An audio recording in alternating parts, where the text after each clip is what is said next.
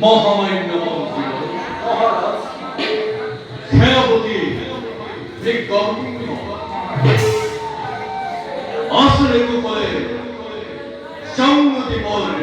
শত প্রচলন করিষ্যে কি বলি হয় একটু আসল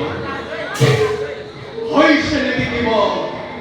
মারি মর প্রকাল দুর্ভিক্ষ আমার রাজ্য হইছে নাকি কিব নতুন সমস্যা আমার রাজ্যের